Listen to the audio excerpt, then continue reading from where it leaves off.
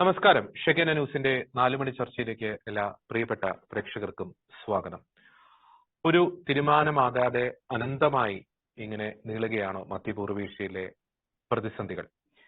ഓരോ ദിനവും പുതിയ പുതിയ സംഭവവികാസങ്ങൾ, പുതിയ പുതിയ ഭീഷണികൾ, പുതിയ പ്രകോപനപരമായിട്ടുള്ള പ്രസ്താവനകളാണ് ആ യുദ്ധത്തിൽ ഉൾപ്പെട്ടിരിക്കുന്ന ഓരോ കക്ഷികളുടെ ഭാഗത്തു നിന്നും ഉണ്ടായിരിക്കുന്നത്. ഏറ്റവും ഒടുവിൽ ഈ ഹോർമൂസ് കടലിടുക്കിലും ഒപ്പം തന്നെ ബാബ് ആൽ മാൻഡേബ് ആ ഒരു കടലിടുക്കിലും വലിയ രീതിയിലുള്ള പ്രതിസന്ധികൾ സൃഷ്ടിച്ചുകൊണ്ട് ഇറാനും ഇറാന്റെ പ്രോക്സികളും പ്രകോപനപരമായിട്ടുള്ള പ്രസ്താവനകളും നിലപാടുകളും എടുത്തിരിക്കുകയാണ്. ഒപ്പം തന്നെ അമേരിക്കൻ പ്രസിഡന്റ് ഡൊണാൾഡ് ട്രംപ് ഇങ്ങനെ പോയി കഴിഞ്ഞാൽ വലിയ രീതിയിലുള്ള ഊർജ്ജ പ്രതിസന്ധിയിലേക്കാണോ ലോകം പോകുന്നത്? ഇവിടെ ഒരു ശാശ്വതമായിട്ടുള്ള ഒരു പരിഹാരം ഒരു സൈനിക നടപടി മാത്രമാണോ? ഈ വിഷയങ്ങളാണ് ഇന്ന് ഷെക്കേന 4 മണി ചർച്ച ചെയ്യാൻ ആഗ്രഹിക്കുന്നത്. ഇന്ന് ഈ ചർച്ചയിൽ നമ്മോടൊപ്പം ചേരുന്നു അന്താരാഷ്ട്ര നിരീക്ഷകൻ ഡോക്ടർ ജോസ് ജോൺ മല്ലികശ്ശേരി, ഒപ്പം തന്നെ രാഷ്ട്രീയ നിരീക്ഷകൻ ഡോക്ടർ അഭിലാഷ് ജി രമേശ്. രണ്ടുപേർക്കും ഈ ചർച്ചയിലേക്ക് സ്വാഗതം. അത് ആദ്യം ഡോക്ടർ ജോസ് ജോൺ മല്ലികശ്ശേരി, നമുക്ക് മിഡിൽ ഈസ്റ്റിലെ പല സംഭവവികാസങ്ങളും നമ്മൾ പല ദിവസങ്ങളിൽ ഡിബേറ്റിൽ തന്നെ അങ്ങനെ പല പ്ലാറ്റ്ഫോമിൽ നമ്മൾ ചർച്ച ചെയ്തതാണ്. ഏറ്റവും ഒടുവിൽ വന്നിരിക്കുന്ന ഈ ഹൂതികളുടെ ഒരു ഭീഷണി, ഇറാനാണ് അതിന്റെ പിന്നിൽ എന്നത് വളരെ വ്യക്തമാണ്. അവർ എത്രത്തോളം ഭീഷണിയായിരിക്കും ഈ ബാബ് ആൽ മാൻഡേബ് കടലിടുക്കിൽ ചെലുത്താൻ സാധ്യതയുള്ളത്? പ്രത്യേകിച്ച് കഴിഞ്ഞ മണിക്കൂറുകളിൽ 2 സൗദിയുടെ ഓയിൽ ടാങ്കറുകൾ അവരുടെ ഭീഷണി കാരണം പിന്നോട്ട് പോയി എന്ന വാർത്തകളൊക്കെ പുറത്തുവരുന്ന ഒരു സാഹചര്യത്തിൽ ഹൂത്തികൾക്ക് പഴയ ഒരു ജീവൻ എന്നുള്ളതായിട്ട് കാണുന്നില്ല. പക്ഷേ ഈ യുദ്ധത്തിന്റെ ഒരു ട്രെൻഡ് കണ്ടാൽ ഇറാൻ ഒന്ന് ഒതുങ്ങിയ മട്ട് നല്ലതുപോലെ നമുക്ക് ഫീൽ ചെയ്യുന്നു. കഴിഞ്ഞ തവണയുള്ള ഇറാന്റെ ഒരു ജീവനൊന്നും IRGC കഴിഞ്ഞ പ്രാവശ്യം അല്ലെങ്കിൽ കഴിഞ്ഞ തവണത്തെ യുദ്ധത്തിൽ കാണിച്ച യാതൊരു ശൗര്യവും ഈ യുദ്ധത്തിൽ കാണാനില്ല എന്നുള്ളതൊരു വസ്തുതയാണ്. അതിന്റെ അടിസ്ഥാനപരമായ കാരണം ഇറാന്റെ ഉള്ളിലുണ്ടായിട്ടുള്ള സ്പ്ലിറ്റാണ്. ഇറാൻ എന്ന ആ സെറ്റപ്പിനകത്തുണ്ടായിട്ടുള്ള വലിയ സ്പ്ലിറ്റ്, ആ സ്പ്ലിറ്റിന്റെ ബഹിർസ്ഫുരണമായിട്ടാണ് ഈ യുദ്ധം പുറത്തേക്ക് വളരെ ഫീബിൾ ആയിട്ടാണ് തോന്നുന്നത്. ഹൂതികളെ സംബന്ധിച്ച് അവര് ആഹ്വാനം കിട്ടുന്നതിന് മുൻപ് തന്നെ നേരത്തെ പ്രതികരിച്ചിരുന്ന ആളുകളാണ്. അവർക്ക് ആഹ്വാനം ചെയ്യുന്നതിന് മുൻപ് തന്നെ ഹമാസിനെ സഹായിക്കാൻ വേണ്ടി അവര് റോക്കറ്റുകൾ അയച്ചുകൊണ്ടിരുന്നു, ഇസ്രായേലിലേക്ക് മിസൈലുകൾ അയച്ചുകൊണ്ടിരുന്നു, പിന്നീട് ഹെസ്ബുള്ളയെ സഹായിക്കാൻ വേണ്ടി മിസൈലുകൾ അയച്ചുകൊണ്ടിരുന്നു. ആ സമയത്ത് അവരോട് ചോദിച്ചിട്ടല്ല, അവരൊക്കെ ചെയ്യായിരുന്നു. ഇപ്പൊ ഇറാൻ സഹായം ചോദിച്ചിട്ട് പോലും ഹൂതികളെ സംബന്ധിച്ചൊരു ഭീഷണി മുഴക്കാനേ കഴിഞ്ഞിട്ടുള്ളൂ. ഒരു മിസൈൽ അയക്കാൻ അവരെ കൊണ്ട് ഇതുവരെ കഴിഞ്ഞിട്ടില്ല. അപ്പൊ അതിന് അവർ പറയുന്ന ഈ ഇറാന്റെ ആഹ്വാനം അനുസരിച്ചാണ് തങ്ങൾ ഈ പടയ്ക്ക് ഇറങ്ങുന്നതെന്ന് ഹൂതികൾ പറഞ്ഞിട്ടില്ല. ഹൂതികൾ പറഞ്ഞത് ഈ കടലിടുക്കില് റെഡ് സീയിലെ കടലിടുക്കില് സൗദി അറേബ്യ അവരുടെ അങ്ങോട്ട് പോകുന്ന കപ്പലുകൾ 300ഓളം കപ്പലുകൾ തടഞ്ഞു. അവർക്കുള്ള ഭക്ഷണ സാധനങ്ങൾ, മരുന്ന് മുതലായ ഇതുകൊണ്ടുവന്ന 300ഓളം കപ്പലുകൾ തടഞ്ഞു. കൂടാതെ ഈ കഴിഞ്ഞ ദിവസങ്ങളിൽ അവരുടെ സന എയർപോർട്ടിൽ സൗദി അറേബ്യ ബോംബ് ചെയ്തു. ഈ 2 കാരണങ്ങൾ കൊണ്ട് സൗദി അറേബ്യയുടെ കപ്പലുകൾ തടയും എന്നാണ് ഭീഷണി മുടക്കിയിട്ടുള്ളത്. അല്ലാതെ ഇന്റർനാഷണൽ മാരിടൈമിൽ എന്തെങ്കിലും വരുത്തുമെന്നല്ല പറഞ്ഞിട്ടുള്ളത്. സൗദി അറേബ്യയുടെ കപ്പലുകൾ മാത്രം തടയുന്നതാണ്. സൗദി അറേബ്യ ഓഫ്കോഴ്സ് ഇറാനുമായിട്ടുള്ള യുദ്ധത്തിൽ സൗദി അറേബ്യ ഒരു പാർട്ടിയല്ല. അപ്പൊ ഹൂതികൾ ഇവിടെ നേരിട്ട് ആ യുദ്ധത്തിൽ പങ്കെടുക്കുന്നതായിട്ട് പറയുന്നു. അപ്പൊ ഹൂതികളുടെ ശൗര്യം ഇല്ലാതെ കുറഞ്ഞു പോയി എന്നുള്ളതാണ് ഇന്ന് മനസ്സിലാവുന്നത്. IRGC തീർന്നു എന്ന് മനസ്സിലാവുമ്പം ഹൂതിയെ സംബന്ധിച്ച് അവരുടേതായ ഇൻട്രസ്റ്റുകളുണ്ട്. ഈ ഹെസ്ബുള്ള പോലെയോ അല്ലെങ്കിൽ ഹമാസ് പോലെയോ അല്ലെങ്കിൽ ഇറാഖിൽ പ്രവർത്തിക്കുന്ന ഭീകര സംഘടനകൾ പോലെയോ അല്ല ഹൂതിയെ സംബന്ധിച്ച് അവർക്ക് യമൻ എന്ന് പറയുന്നതാണ് അവരുടെ പ്രധാനപ്പെട്ട കാര്യം. അത് കഴിഞ്ഞിട്ടേ അവർക്ക് ഇസ്രായേലിനെ കൊല്ലേണ്ട ആവശ്യം വരുന്നുള്ളൂ. മറ്റുള്ളവരൊക്കെ ഇസ്രായേലിനെ കൊല്ലുക, അമേരിക്കയെ കൊല്ലുക, ജൂതന്മാരെ മൊത്തം കൊല്ലുക എന്നുള്ള മുദ്രാവാക്യമായിട്ട് നിൽക്കുന്നവരാണ്. നേരെ മറിച്ച് ഹൂതികളെ IRGC ഹയർ ചെയ്തതാണ്. ഇതിന്റെ കൂട്ടത്തിൽ ഹയർ ചെയ്തെടുത്തതാണ്. അപ്പൊ ഹൂതികളും ഷിയാക്കളല്ല, അവരും മറ്റ് വേറെ സുന്നി എന്നും പറയാൻ പറ്റില്ല, അതിനൊക്കെ ഇടയിലുള്ള വിഭാഗങ്ങളിൽപ്പെടുന്ന ആളുകളാണ്. ഇസ്ലാം മതത്തിൽ പല പല ബ്രാഞ്ചുകളുണ്ട്. അതിൽ വേറെ ബ്രാഞ്ചുകൾ അഹമ്മദിയ പോലത്തെ ബ്രാഞ്ചുകളിൽ പെടുന്നതാണ്. അപ്പം ഇതിനകത്ത് ഹൂതികളുടെ പ്രതികരണം എന്തായാലും IRGC പ്രതീക്ഷിക്കുന്നത് പോലത്തെ ഒരു വലിയ പ്രതികരണം IRGC കിട്ടിയിട്ടില്ല. അതിന്റെ കാരണം ഹൂതികൾ റീഡ് ചെയ്യുന്നുണ്ട് IRGC വീഴാറായിട്ടുണ്ട്. IRGC തീർന്നു കഴിഞ്ഞാൽ പിന്നെ വരാൻ പോകുന്ന അടി മുഴുവൻ തങ്ങൾ തന്നെ കെട്ടേണ്ടി വരും. പിന്നെ ട്രംപ് പറഞ്ഞിട്ടുണ്ട്, ഈ പറഞ്ഞ റെഡ് സീയെ കുറിച്ച് നിങ്ങൾ പേടിക്കണ്ട, I will look it at, ഞാനത് നോക്കിക്കോളാം എന്നാണ് അദ്ദേഹം പറഞ്ഞിട്ടുള്ളത്. അപ്പൊ അവിടെ ഈ യമനോട് ചേർന്നിട്ട് റെഡ് സീയിലെ ഒരു ദ്വീപുണ്ട്. ഈ in between Yemen and African mainland ഇടയിൽ ഒരു ദ്വീപുണ്ട്. ഈ കടലിടുക്കിന് വീതി ഏകദേശം 30 കിലോമീറ്റർ മാത്രമേ ഉള്ളൂ. ആ 30 കിലോമീറ്ററിന് ഇടയിൽ തന്നെ ഒരു കുഞ്ഞു ദ്വീപുണ്ട്. അങ്ങനെ ആൾതാമസമുള്ള ദ്വീപല്ല, 10-100 ആൾക്കാരെ അവിടെ താമസമുള്ളൂ. അതൊരു വോൾക്കാനിക് ഇറപ്ഷൻ വഴി ഉണ്ടായിട്ടുള്ള ദ്വീപാണ്. കടലിൽ നിന്ന് വെറും 20 മീറ്റർ മാത്രമേ ഹൈറ്റ് ഉള്ളൂ. ഏകദേശം 13 സ്ക്വയർ കിലോമീറ്റർ മാത്രമാണ് അതിന്റെ ഏരിയ എന്ന് പറയുന്നത്. അപ്പൊ ആ ദ്വീപ് ഹൂതികളുടെ കയ്യിലല്ല, അതാ ഹൂതികളുടെ കയ്യിലായിരുന്നു. ഹൂതികളുടെ കയ്യിൽ നിന്ന് അറബ് ഫോഴ്സ് പിടിച്ചെടുത്തു. അപ്പൊ അതുകൊണ്ട് അറബ് ഫോഴ്സ് പിടിച്ചെടുത്തത് അമേരിക്കയുടെ കൺട്രോളിലാണ്. അപ്പൊ സ്വാഭാവികമായിട്ടും ഹൂതികൾക്ക് ഈ പറയുന്ന റെഡ് സീയിലെ കടലിടുക്കിലുള്ള ഇൻഫ്ലുവൻസ് ഇറാന്റെ ഇൻഫ്ലുവൻസ് പോലെ അത്ര വളരെ വലിയൊരു ഇൻഫ്ലുവൻസ് അല്ല, അതൊരു മിനിമം ഇൻഫ്ലുവൻസ് മാത്രമാണ്. അപ്പൊ ആ മിനിമം ഇൻഫ്ലുവൻസ് വെച്ചുകൊണ്ട് വലുതായിട്ടൊന്നും ഹൂതികൾക്കോട് ചെയ്യാൻ സാധിക്കുമെന്ന് തോന്നുന്നില്ല. ഈ അന്താരാഷ്ട്ര വാർത്താ മാധ്യമങ്ങളിൽ വരുമ്പോൾ ഇറാനാണ് വലുത് എന്ന നിലയിലാണ് എപ്പോഴും കാര്യങ്ങൾ വരിക എന്നുള്ളതാണ് നമ്മൾ ശ്രദ്ധിക്കേണ്ട കാര്യം. ഓക്കെ. ഒപ്പം തന്നെ അങ്ങ് സൂചിപ്പിച്ചു, ഇപ്പോൾ ഹൂതികൾക്ക് പഴയ ശക്തിയില്ല എന്നത് വളരെ വ്യക്തമാണ്. ഏതെങ്കിലും കാരണവശാൽ നേരത്തെ അവർ മുൻകാലങ്ങളിൽ ചെയ്തതുപോലെ ഇസ്രായേലിലേക്ക് ഒരു ദീർഘദൂര മിസൈലുകൾ അയക്കുന്നു, ഇപ്പോൾ ഈ പറയുന്ന ഇന്റർനാഷണൽ മാരിടൈം ആ ഒരു ട്രാഫിക്കിനെ അറ്റാക്ക് ചെയ്യുന്ന ഒരു സാഹചര്യം ഏതെങ്കിലും കാരണവശാൽ വരുന്നു, അപ്പോൾ ഒരു വലിയ തോതിലുള്ള ആക്രമണം മുൻകാലങ്ങളിൽ അമേരിക്ക അത് നടത്തിയിട്ടുണ്ട്. B2B ബോംബേഴ്സ് ഒക്കെ ഉപയോഗിച്ച് അവരുടെ മേഖലയിൽ ശക്തമായിട്ടുള്ളൊരു ആക്രമണം നടത്തിയിട്ടുണ്ട്. അപ്പോൾ ഏതെങ്കിലും തരത്തിലുള്ള ഒരു പ്രകോപനം ഉണ്ടായിക്കഴിഞ്ഞാൽ യമനിലേക്ക് തന്നെ ഒരു ഡയറക്റ്റ് അറ്റാക്ക്, പ്രത്യേകിച്ച് ഹൂതി ശക്തി മേഖലയിലേക്ക് തന്നെ ഒരു ഡയറക്റ്റ് അറ്റാക്ക് അമേരിക്ക നടത്താനുള്ള ഒരു സാധ്യതയിലെ, പ്രത്യേകിച്ച് സൗദിയിൽ അവരുടെ സൈനിക താവളങ്ങളൊക്കെ സ്ഥിതി ചെയ്യുന്ന ഒരു സാഹചര്യത്തിൽ സൗദിയുടെ ഒരു സംരക്ഷണം അമേരിക്കയുടെ ഒരു ഉത്തരവാദിത്തമായിരിക്കുന്ന ഒരു സാഹചര്യത്തിൽ തീർച്ചയായിട്ടും അതുകൊണ്ടാണ് ട്രംപ് ഇതിനെ പറഞ്ഞ I will look it after. ഞാൻ നോക്കിക്കോളാം പറഞ്ഞാണ്. അമേരിക്ക 100% പ്രിപ്പയർഡ് ആണ്. എന്തുകൊണ്ടാണ് ഈ ജോർദാനെ ഇവർ ഇറാൻ ഇങ്ങനെ വല്ലാതെ ലക്ഷ്യം വെക്കുന്നത്? കുവൈറ്റിലാണ് പ്രധാനമായിട്ട് ആക്രമണങ്ങൾ. അവർ അടുത്ത് തല്ലിപ്പൊട്ടിക്കുന്ന മുഴുവൻ കുവൈറ്റിലാണ്. പിന്നെ കുറച്ച് അകലേക്കുള്ള മിസൈലുകൾ അയക്കുന്നത് ജോർദാനിലാണ്. അതിന് കാരണം ജോർദാനില് US ഫ്ലൈറ്റുകൾ വന്ന് പാക്ക് ചെയ്തിരിക്കുകയാണ്. 100 കണക്കിന് F സീരീസ് ഫ്ലൈറ്റുകൾ ജോർദാനിൽ വന്ന് പാക്ക് ചെയ്തിരിക്കുകയാണ്. അതിന് റീഫെയറിംഗ് ഫ്ലൈറ്റുകൾ മുഴുവനുള്ളത് ഇസ്രായേലിലുമാണ്. അപ്പൊ ആ ഫ്ലൈറ്റുകളെ ഏതെങ്കിലും തരത്തിൽ ഡിസ്ട്രാക്ട് ചെയ്യാൻ സാധിക്കുമോ അല്ലെങ്കിൽ ആക്രമിക്കാൻ സാധിക്കുമോ എന്നുള്ള ഒരു ശ്രമത്തിന്റെ ഭാഗമായിട്ടാണ് ഇറാൻ അവിടേക്ക് മിസൈലുകൾ അയച്ചുകൊണ്ടിരിക്കുന്നത്. അവിടേക്ക് അയക്കാനുള്ളതൊക്കെ അവിടേക്ക് സ്റ്റോപ്പ് ഹോൾഡിൽ. ബാക്കിയുള്ളത് മുഴുവൻ കുവൈറ്റിൽ ഡീസാലിനേഷൻ പ്ലാന്റ് തല്ലിപ്പൊട്ടിക്കുന്നു, അവരുടെ പവർ പ്ലാന്റ് തല്ലിപ്പൊട്ടിക്കുന്നു. ഇങ്ങനത്തെ കാര്യങ്ങളാണ്. ഇസ്രായേലിനെ നോക്കാനുള്ള ശേഷി പോലും തൽക്കാലം ഇറാൻ ഇല്ലാന്ന് വേണം മനസ്സിലാക്കാൻ. കാരണം ഇത്രയും ദിവസമായിട്ടും അവരുടെ ശ്രമം പോലും നമുക്ക് നടന്നിട്ടില്ല. നേരത്തെ അങ്ങനെ ആയിരുന്നില്ലല്ലോ. ഹമാസുമായിട്ടുള്ള യുദ്ധം നടക്കുന്ന സമയത്ത് 200 മിസൈൽ ഒന്നിച്ചയക്കുന്നു, 400 മിസൈൽ ഒന്നിച്ചിട്ട് ഭയങ്കര ആവേശമായിരുന്നല്ലോ. ഇപ്പൊ എന്താ കാണാത്തെ? ഇവരുടെ തലയിൽ ഇഷ്ടം പോലെ ബോംബ് വന്ന് വീണിട്ടും ഈ ഇസ്രായേലിന്റെ ഭാഗത്തേക്ക് ഇസ്രായേൽ ആർത്തിച്ചിരിക്കുകയല്ലേ. ഇസ്രായേലിനെ സംബന്ധിച്ച് ഇതുപോലത്തെ ഒരു കൃഷികാലം ഉണ്ടായിട്ടുണ്ടോ? ഇസ്രായേലിന്റെ ഈ കുവൈറ്റ് എന്ന് പറയുന്ന രാജ്യത്തിന് ഇസ്രായേലിനെ കണ്ണെടുത്ത് കാണാൻ പാടില്ല. അവരുടെ രാജ്യത്താണ് ഈ ഇസ്രായേലിനോടുള്ള ഏറ്റവും വലിയ വിരോധം ഇപ്പൊ അറബ് രാജ്യങ്ങളിൽ നിലനിൽക്കുന്നത്. ഇസ്രായേലിന്റെ ഒരു പ്രോഡക്റ്റ് ഇവരുടെ നാട്ടിൽ വിൽക്കാൻ പറ്റില്ല, ഇസ്രായേലിലേക്ക് ഫോൺ ചെയ്യാൻ പോലും ഒരു സമ്മതിക്കില്ല. അത്രയും ഭയങ്കര സ്ട്രിക്റ്റ് ആണ്. പാലസ്തീൻ ഉണ്ടായി അടങ്ങുള്ളുന്ന ഭയങ്കര നിർബന്ധമുള്ള അറബ് രാജ്യം കുവൈറ്റ് മാത്രമാണ് ഇപ്പം. ആ കുവൈറ്റാണ് ഇറാനിൽ നിന്ന് വാങ്ങി കെട്ടിക്കൊണ്ടിരിക്കുന്നത് ദിവസവും. ഇവിടെ അവിടെ പിന്നെ ഇലക്ട്രിസിറ്റി റേഷനായി കഴിഞ്ഞിരിക്കുന്നു. ഇപ്പൊ ഇറാൻ നല്ലോണം ഈ പറഞ്ഞ ഇസ്രായേൽ കൊടുക്കേണ്ട അടി ഇപ്പൊ ഇറാൻ കൊടുത്തോണ്ടിരിക്കുകയാണ്, നന്നായി വാങ്ങി കെട്ടിക്കൊണ്ടിരിക്കുന്നുണ്ട്. ഇസ്രായേൽ ഇപ്പൊ ഈ യുദ്ധത്തിൽ നിന്ന് വിട്ടു നിന്ന് സുഖമായിട്ട് ലെബനോണിൽ അത്യാവശ്യം ഓരോ ബോംബൊക്കെ പെറുക്കിയിട്ട് അവരോട് സുഖമായിട്ട് ജീവിക്കുകയാണ്. അതാണ് ഇപ്പോഴത്തെ സാഹചര്യം. ഓക്കെ, വളരെ രസകരമായിട്ട് അങ്ങ് വിവരിച്ചു. ഡോക്ടർ അഭിലാഷ് ജി രമേശ്, നമുക്ക് ഈ ഒരു യുദ്ധത്തിന്റെ മറ്റൊരു ആംഗിൾ ചിന്തിച്ചു നോക്കുമ്പോൾ ഈ ഇറാൻ, നമുക്കറിയാം ഇറാനെ സംബന്ധിച്ചിടത്തോളം ഈ ഗൾഫ് രാജ്യങ്ങളെ ഗൾഫ് രാജ്യങ്ങളെ ഇല്ലായ്മ ചെയ്യുക അല്ലെങ്കിൽ ആ മേഖലയിലെ അമേരിക്കയുടെ ശക്തികൾ അല്ലെങ്കിൽ അമേരിക്കയുടെ കേന്ദ്രങ്ങളെ തകർത്ത് തരിപ്പണമാക്കുക എന്നത് അവരെ സംബന്ധിച്ചിടത്തോളം അസാധ്യമായിട്ടുള്ള കാര്യമാണ്. പക്ഷെ അവർ ചെയ്ത മറ്റൊരു കാര്യം കൂടിയുണ്ട്. ഇങ്ങനെ അസ്വസ്ഥത ഇങ്ങനെ സൃഷ്ടിച്ചുകൊണ്ടിരിക്കും. ഇപ്പോൾ ഗൾഫ് രാജ്യങ്ങളിലേക്ക് അവർ നടത്തുന്ന ഒരു ആക്രമണത്തിന് പിന്നിൽ അതായിരിക്കാം ഒരു ലക്ഷ്യം, അവിടെയുള്ള നിക്ഷേപകരെ ഭയപ്പെടുത്തി ഓടിക്കുക. ഇപ്പോൾ സൗദി തന്നെയാണെങ്കിൽ സൗദിയെ ഹൂതികളുമായിട്ടൊന്ന് എൻഗേജ്ഡ് ആക്കി നിർത്തുക. അപ്പോൾ അങ്ങനെ ഒരു അസ്വസ്ഥത സൃഷ്ടിക്കുക എന്ന ഒരു ലക്ഷ്യം ഇതിന്റെ പിന്നിലെ. മാത്രമല്ല ഈ ഹോർമുസ് കടലിടുക്കിൽ അവർ സൃഷ്ടിച്ചുകൊണ്ടിരിക്കുന്ന പ്രശ്നങ്ങൾ, അത് ലോകവ്യാപകമായിട്ട് ആ ഒരു അസ്വസ്ഥത ഇങ്ങനെ വർദ്ധിക്കുന്നു.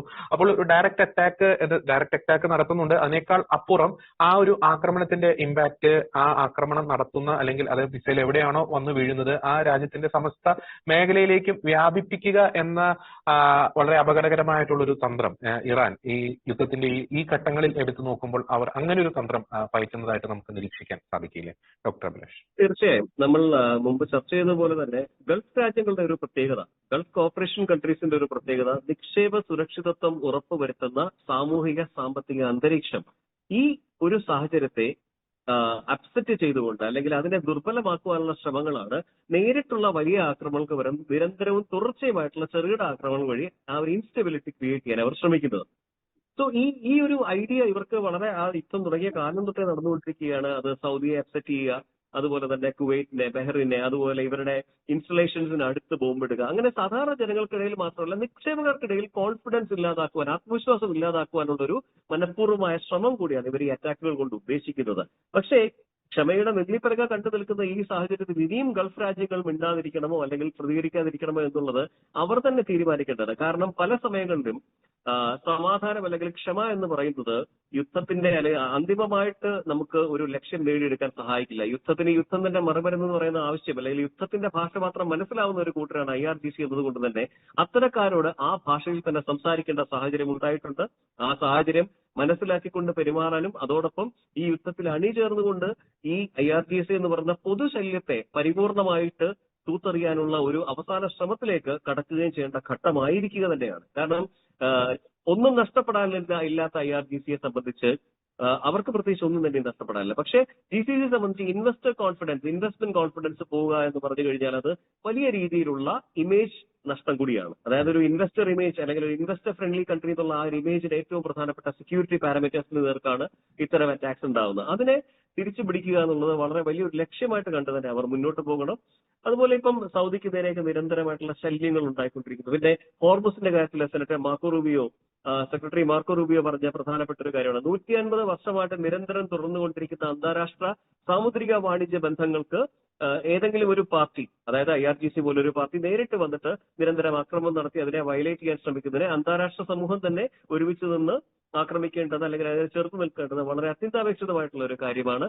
അതിലേക്ക് തന്നെ കടക്കുമെന്ന് തന്നെയാണ് ഞാൻ വിശ്വസിക്കുന്നത്. കാരണം ഹോർമുസ് സ്ട്രെയിറ്റ് നമ്മൾ നേരത്തെയൊക്കെ ചർച്ച ചെയ്തതുപോലെ തന്നെ അത് ഒരു ഗ്ലോബൽ കോമൺ ആണ്. ഈ ഗ്ലോബൽ കോമൺ ആയിട്ടുള്ള ഒരു ഇന്റർനാഷണൽ വാട്ടർ വേക്ക് ചുറ്റും ഒരു റോക്ക് കൺട്രിക്ക് അധികാരമുണ്ട് എന്നതുകൊണ്ട് മാത്രം അന്താരാഷ്ട്ര ചരക്ക് വ്യാപാരത്തെ തടസ്സപ്പെടുത്താൻ അവർക്ക് യാതൊരു അധികാരമില്ല. അത്തരത്തിലൊരു കാര്യം ചെയ്യുകയാണെങ്കിൽ അവരും സൊമാലി പൈരറ്റ്സും തമ്മിൽ, സൊമാലി കടൽക്കൊള്ളക്കാരും തമ്മിൽ യാതൊരു വ്യത്യാസമില്ല. അവരെ നേരിടുന്ന പോലെ തന്നെ ഇവരെ നേരിടണം. അതിൽ അന്താരാഷ്ട്ര സമൂഹവും ആ മേഖലയിലെ വാണിജ്യത്തിന്റെ പ്രമുഖ പങ്ക് വഹിക്കുന്ന എല്ലാ രാജ്യങ്ങളും ഒന്ന് ചേരണം എന്നുള്ളത് തന്നെയായിരിക്കും ഇതിന് ഏറ്റവും കരണീയമായിട്ടുള്ള ഒരു മാർഗം. ഓക്കെ, ഒരു പോയിന്റ് കൂടി. നമുക്കറിയാം ഭാരതത്തില് ഇപ്പോഴത്തെ പല പ്രശ്നങ്ങളും നമുക്കറിയാം. എന്തെങ്കിലും ഒരു വിഷയം വീണ് കിട്ടാൻ ഇങ്ങനെ നോക്കി നിൽക്കുകയാണ് ചിലരൊക്കെ. അപ്പോൾ അതിന്റെയൊക്കെ ഒരു പശ്ചാത്തലത്തിൽ നമുക്ക് നേരത്തെ പറഞ്ഞതുപോലെ ഹൂതികൾ ബാബ് അൽ മാൻഡേബ് കടലെടുക്കിൽ പ്രശ്നമുണ്ടാക്കുന്നു. ഈ ഹോർമോസ് കടലെടുക്ക് വീണ്ടും ഒരു ചോക്കിംഗ് പോയിന്റ് ആയിട്ട് ഇങ്ങനെ നിലനിൽക്കുന്നു. ഓരോ ദിവസം കഴിയുന്തോറും യുദ്ധം മുറുകുന്നതല്ലാതെ ഇങ്ങനെ അഴയുന്ന ഒരു സ്ഥിതിവിശേഷത്തിലേക്ക് പോകുന്നില്ല.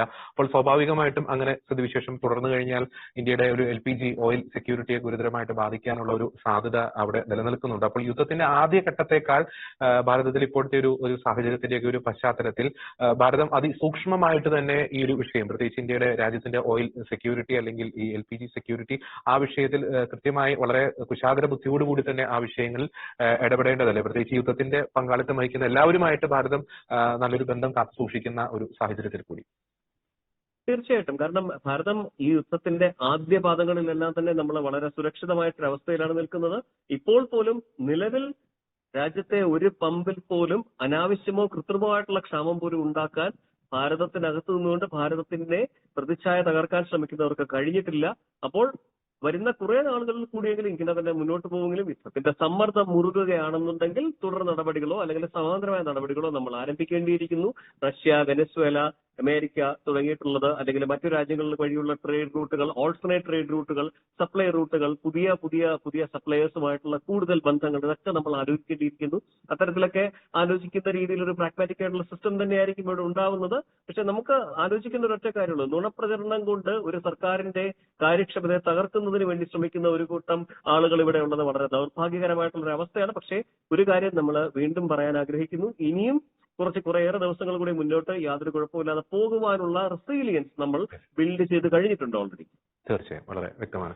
ഡോക്ടർ ജോസ് ജോൺ മല്ലികശ്ശേരി, ഈ കഴിഞ്ഞ ദിവസം ഈ ട്രംപിന്റെ ഭാഗത്തുനിന്നുണ്ടായ ഒരു പ്രസ്താവന, അതിന് ഇറാൻ ശക്തമായിട്ടുള്ള ഒരു മറുപടി നൽകി കഴിഞ്ഞു. അതായത് ഈ പിക്കാക്സ് ആ ഒരു മലനിരകൾ വളരെ ദുരൂഹമായിട്ടുള്ള ഒരു മലനിരയാണ് എന്ന് ഞാൻ മനസ്സിലാക്കുന്നു. ഈ നദാൻസ് അല്ലെങ്കിൽ ഇസ്ഫഹാൻ, ആ ന്യൂക്ലിയർ ഫെസിലിറ്റിക്ക് സമീപമായിട്ട് അവിടുന്ന് അധികം അകലെയല്ലാത്ത ആ ഒരു മലനിരകൾ, അതിനെ ശക്തമായിട്ട് ആക്രമിക്കും.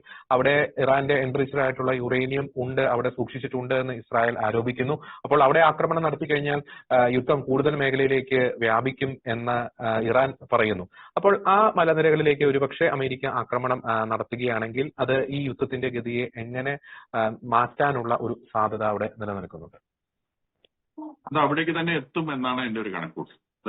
പിക്കാക്സ് മൗണ്ട് എന്ന് പറയുന്നത് നഡാൻസിന്റെയും ഇസ്ഫഹാന്റെയും ഇടയിലുള്ള ഒരു സ്ഥലമാണ്.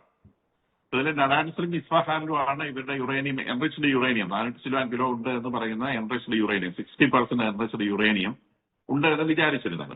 ഇപ്പൊ മൊസാദ് പറയുന്നത് അത് ഈ പിക്കാക്സ് മൗണ്ടൻ എന്ന് പറയുന്നതിനകത്തുള്ള അവിടെയുള്ള തുരങ്കങ്ങൾക്കുള്ളിലേക്ക് കടത്തി വെച്ചിട്ടുണ്ട് എന്നാണ്. കൂടാതെ അവരുടെ സെൻട്രിഫ്യൂജിംഗ് ഫെസിലിറ്റി എന്ന് പറയുന്നത് എൻറിച്ച്മെന്റിന് ഉപയോഗിക്കുന്ന ഏറ്റവും പ്രധാനപ്പെട്ട സംഗതിയാണ്. അത് റഷ്യയിൽ നിന്നൊക്കെ ഇമ്പോർട്ട് ചെയ്ത് കൊണ്ടുവന്നിട്ടുള്ളതാണ്, നോർത്ത് കൊറിയയിൽ നിന്നുള്ളത് ഉണ്ട്. അപ്പം അതും ഇവർ സൂക്ഷിച്ചിട്ടുള്ളത് ഈ മൗണ്ടന്റെ അടിയിലാണ് എന്നാണ് മൊസാദ് പറയുന്നത്. അപ്പൊ അതിന്റെ അടിസ്ഥാനത്തിലായിരിക്കണം ഈ തവണ സ്ട്രൈക്ക് തുടങ്ങിയപ്പോൾ മുതലേ ട്രംപ് പറയുന്നുണ്ട് ഈ പിക്കാക്സ് മൗണ്ടൻ അവര് ബോംബ് ചെയ്യും എന്ന് പറയുന്നത്. സ്വാഭാവികമായിട്ടും ഇറാനെ കൊണ്ട് എങ്ങനെയൊക്കെ പ്രൊട്ടക്ട് ചെയ്യാൻ പറ്റുമോ ആ രീതിയിൽ അവരത് പ്രൊട്ടക്ട് ചെയ്തിട്ടുണ്ടാവും എന്നുള്ളത് ഉറപ്പാണ്. ഏറ്റവും പ്രധാനപ്പെട്ട പ്രൊട്ടക്ഷൻ എന്ന് പറയുന്നത് ആ മൗണ്ടന്റെ ഹൈറ്റ് തന്നെയാണ്. ആ മൗണ്ടന്റെ അത് തുരന്ന് അതിന്റെ കോറിലേക്ക് എത്തുക എന്ന് പറയുന്നത് B2 ബോംബേഴ്സിൽ നിന്ന് വരുന്ന ബോംബുകൾക്ക് പോലും അസാധ്യമായ രീതിയിലുള്ള പാറക്കെട്ട് അവിടെ ഉണ്ടെന്നാണ്, നാച്ചുറൽ ആയിട്ടുള്ള പാറക്കെട്ട് ഉണ്ട് എന്നാണ് പറയപ്പെടുന്നത്. എങ്കിലും അതിലേക്കുള്ള പ്രവേശനം തടയത്തക്ക രീതിയിലുള്ള ഒരു ബോംബിംഗ് നടത്താൻ അമേരിക്കക്ക് സാധിക്കും, ഇല്ലെങ്കിൽ വേറെ ഏതെങ്കിലും തരത്തിൽ സാധിക്കുമായിരിക്കും. ഒരു ടെക്നോളജി പൂർണ്ണമായിട്ട് നമുക്കറിയത്തില്ല. എന്തായാലും ബോംബെ എന്ന് പറയുന്നുണ്ട്. അപ്പൊ ഇത് ഒരു അമേരിക്കയുടെ ബോംബിങ്ങിന്റെ പാറ്റേൺ നമ്മൾ കാണുന്നത് അവർ ആദ്യം ഈ ഹോർമൂസിന്റെ ചുറ്റുവട്ടത്തിൽ മാത്രമായിരുന്നു ബോംബെയിൽ. ഇന്നൊക്കെ ഈ ഇറാൻ പുറത്തുവിടുന്ന പല വീഡിയോകളിലും അവിടുത്തെ ഈ ഫിഷിംഗ് ബോട്ടുകളൊക്കെ കത്തുന്ന വീഡിയോ ഒക്കെ പുറത്തുവിടുന്നുണ്ട്. കടലിൽ കിടന്ന് കത്താണ്. അപ്പൊ ഈ ഫിഷിംഗ് ബോട്ടുകളിൽ പോയിട്ടാണ് ഇവർ ഈ തോളത്ത് വയ്ക്കുന്ന റോക്കറ്റ് വെച്ചിട്ട് അതിലൂടെ വരുന്ന കപ്പലുകളെ ആക്രമിക്കുന്ന ഈ ഫിഷിംഗ് ബോട്ടിലൊക്കെ പോയിട്ടാണ്. ഇതാണ് ഇവർ ചെയ്യുന്ന വലിയ യുദ്ധം എന്ന് പറയുന്നത്. രണ്ടുപേര് രണ്ടു തരത്തിലുള്ള യുദ്ധം ചെയ്യുന്നവരാണ്. ഒരു കൂട്ടരെ സംബന്ധിച്ച് അവർക്ക് പണമുണ്ട്, ആയുധമുണ്ട്, പക്ഷെ അവരെ സംബന്ധിച്ച് അവർക്ക് സ്പെയർ ചെയ്യാൻ ഒറ്റ ജീവൻ പോലുമില്ല. മറ്റേ കൂട്ടരെ സംബന്ധിച്ച് പണം കുറവാണ്, ആയുധം കുറവാണ്, പക്ഷെ അവർക്ക് സ്പെയർ ചെയ്യാൻ ഇഷ്ടംപോലെ ജീവനുണ്ട്.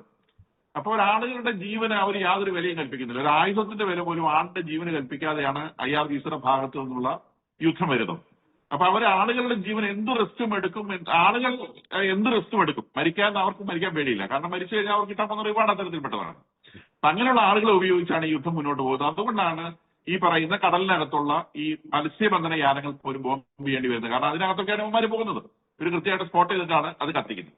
അപ്പൊ അതിനോട് ചുറ്റുപറ്റി ആ കഷം ഐലൻഡ്, മറ്റ് അതിന്റെ ചുറ്റുവട്ടത്തിലുള്ള ഐലൻഡ്, അവിടെയൊക്കെ ആയിരുന്നു ആദ്യം ബോംബിംഗ് നടന്നത്. പിന്നെ അത് ഇറാന്റെ തീരത്തേക്ക് വന്നു, പിന്നീട് അത് ചബഹാർ ഭാഗത്തേക്ക് വന്നു. ഇന്നലെ ബോംബ് ചെയ്ത് എവിടെയാണ്? ഇന്നലെ ഇറാനിൽ മൊത്തം ബോംബ് ചെയ്തിട്ടുണ്ട്. ഇന്നലെ ഈ ടെഹ്റാൻ മുതൽ ഇനി ചബഹാർ വരെ. ടെഹ്റാൻ എന്ന് പറഞ്ഞാൽ അങ്ങ് നോർത്ത് കിടക്കുന്ന സ്ഥലമാണ്, ചബഹാർ ഇങ്ങനെ സൗത്തിൽ കിടക്കുന്ന സ്ഥലമാണ്. അപ്പൊ അതിന്റെ എൻറ്റയർ ഭാഗത്തേക്ക് ഇതിന് ബോംബിംഗ് പോയിട്ടുണ്ട്. എല്ലാ പട്ടണങ്ങളും ഇതിന് ബോംബിംഗ് നടന്നിട്ടുണ്ട്. കൂടാതെ അവരുടെ പിന്നെ പെർഷ്യൻ ഗൾഫിനോട് ചേർന്നുള്ള ഒരു ബുഹർ എന്ന് പറയുന്ന ഒരു ഏരിയ ഉണ്ട്. ആ ഏരിയയിൽ ഇപ്പോൾ ആക്റ്റീവായിട്ട് ന്യൂക്ലിയർ പ്ലാന്റ് ഉണ്ട്. ടോട്ടൽ 11 ന്യൂക്ലിയർ പ്ലാന്റ് ആണ്. 11 10 നേരത്തെ അടിച്ചു പൊളിച്ച് കളഞ്ഞാണ്. ഇത് മാത്രം പറഞ്ഞാൽ ആക്റ്റീവായിട്ടുണ്ട്. ആ പട്ടണത്തിൽ നിന്ന് ബോംബ് ചെയ്തിട്ടുണ്ട്, പക്ഷെ ന്യൂക്ലിയർ പ്ലാന്റിൽ വീണിട്ടില്ല എന്നാണ് ഇറാൻ പറയുന്നത്. അപ്പൊ ഈ ഒരു സാഹചര്യത്തില് അമേരിക്കൻ ബോംബിംഗ് സ്ട്രാറ്റജി നമുക്ക് കണ്ടാൽ മനസ്സിലാവുന്നത് ഇത് കുറച്ച് ഉള്ളിലേക്ക് കയറാണ്. അപ്പൊ വളരെ സിസ്റ്റമാറ്റിക് ആയിട്ട് ഇവരുടെ പ്രതിരോധം തകർത്തുകൊണ്ട് മുന്നോട്ട് കയറി അവസാനം ഇത് ഈ മൗണ്ടന്റെ മുകളിൽ പോയിട്ട് ഇത് അവസാനിക്കാനാണ് സാധ്യത. അത് അത്രയധികം ദിവസങ്ങളൊന്നും നീളില്ല. അപ്പോഴേക്കും മറുഭാഗത്ത് ഒരു കാര്യം സംഭവിക്കുന്നുണ്ട്. മറുഭാഗത്ത് ലെബനോണിലെ ആക്രമണം നിർത്തണമെന്ന ശക്തമായ ആവശ്യം ഇസ്രായേലിന്റെ മുകളിൽ അമേരിക്ക വെക്കുന്നുണ്ട്. അതിന്റെ ചർച്ചകളും US നടക്കുന്നു. അപ്പൊ ആ ചർച്ചകളിൽ ഒരു റിസൾട്ട് വന്ന് ഇസ്രായേൽ ഈ പറയുന്ന ബോംബിങ്ങിനോട് ചേർന്നുള്ള ഒരു ദിവസങ്ങളിൽ അവിടെ വെടിനിർത്തൽ നടപ്പാക്കാനാണ് സാധ്യത. അങ്ങനെ വരുമ്പോൾ ഈ ഇറാനിലെ ഈ കോൺഫ്ലിക്റ്റിംഗ് ഗ്രൂപ്പ് 2 ഗ്രൂപ്പുകളാണുള്ളത്. ഒന്ന് ചർച്ച വേണമെന്ന് പറയുന്ന ഗ്രൂപ്പ്, വേറെ IRGC ആത്മഹത്യ ചെയ്യണമെന്ന് പറയുന്ന ഗ്രൂപ്പ്. അപ്പൊ ഈ ആത്മഹത്യ ചെയ്യണം എന്ന് പറഞ്ഞ ഗ്രൂപ്പിന്റെ മുൻപിൽ എന്തെങ്കിലും ഒന്ന് വെക്കാൻ ഈ ചർച്ച ചെയ്യുന്ന ഗ്രൂപ്പിനെ പാലിബാസിനും കൂട്ടർക്കും വേണം. അപ്പൊ അവർക്ക് ഈ ഗ്രൂപ്പിന്റെ മുമ്പിൽ വെക്കാനുള്ള ഒരു ടൂളായിട്ട് ഈ ലെബനോൺ ഉണ്ടാവും. ലെബനോണിൽ വെടിനിർത്തൽ നടപ്പാക്കിയിരിക്കുന്നു.